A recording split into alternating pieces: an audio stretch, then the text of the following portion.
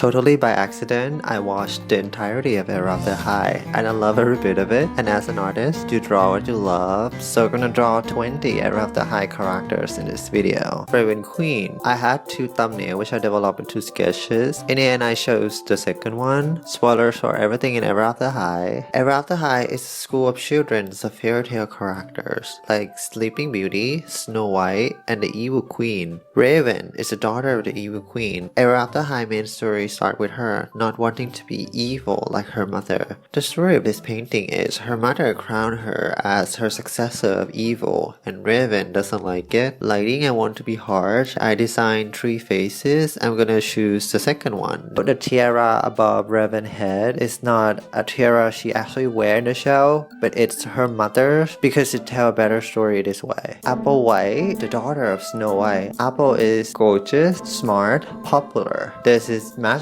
item called the Storybook of Legends. It has every fairy tale ever in it, and the descendant of every fairy tale characters need to sign in it to lock their destiny and repeat what happened to their parents in their own life. You see, Apple, if signed the book, she will be poisoned to sleep, get a kiss from Prince Charming, and eventually become the queen of the land. Raven, if signed, she will poison Apple, become hated, and eventually get locked up. Apple at the beginning of the story is this annoying force who is so unaware of how privileged she is, but she always presents herself as kind and loving, and it reads as obnoxious. What started off forever after High is this episode where Raven refused to sign the Storybook of Legend and vowed to choose her own destiny. This kickstarted the whole story, basically. At first we're gonna do, she is giving you rotten apple, but I got this nice idea of doing intricate carving on the apple instead. Briar Beauty, daughter of Sleeping Beauty, best character because of this alone. The complexity of the story of Era of the High is it's not just Raven and Apple problem. Briar has a destiny of sleeping for 100 years, and she will wake up and lose everything to time. That includes all her friends, and that kind of made her this adventurous party girl who swear to live her life to its fullest. Briar in the story feel very conflicted about signing the book. It's been one of the prominent storylines in a special episode, and not to mention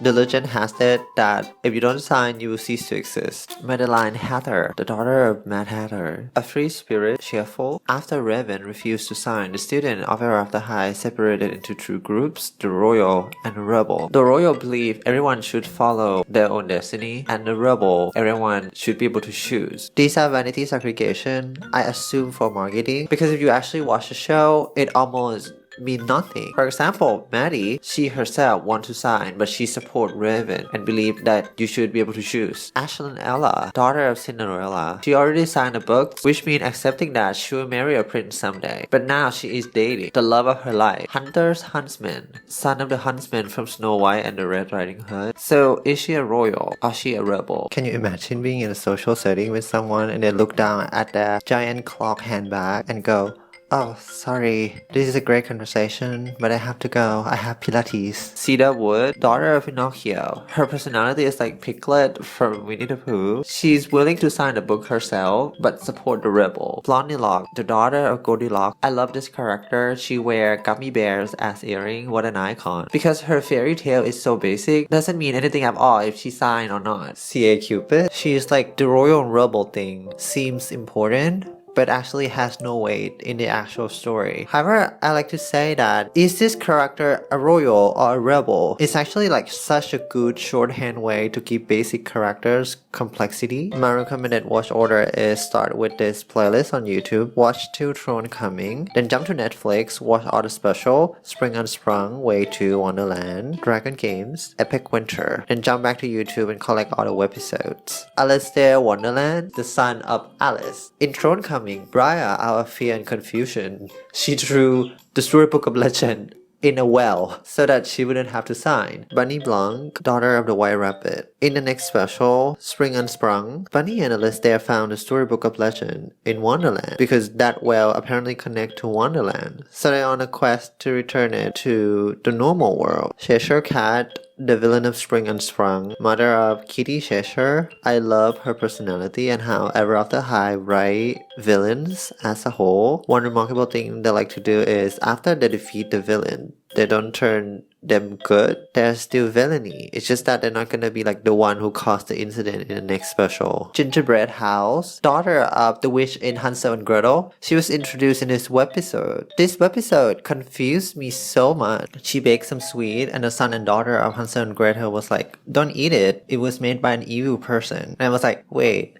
what your mom and dad did to her mother wasn't exactly great, so what's up? So I did some research, and apparently in this version, she never did anything she did in the original fairy tale. It's just that people perceive her that way, and she just loved having that persona because it's funny to her. Lizzie Heart, the daughter of the Queen of Hearts. Way to Wonderland is a very enjoyable special. I love how they managed to closely follow the spirit of the book. The story of this arc is there's a villain trying to overthrow the Queen of Hearts. That villain is Courtley Jester. She's a type of villain that I personally don't like. I have no idea if she is a good character or not because I have my bias. She's the type of villain that steals things after things and have no power of her own. The main problem I have with her is she never tricked people in a way that is smart enough for me to appreciate. So her existence kind of make other characters feel unnecessarily stupid. The Queen of Hearts is a fine character. This character is exactly what you think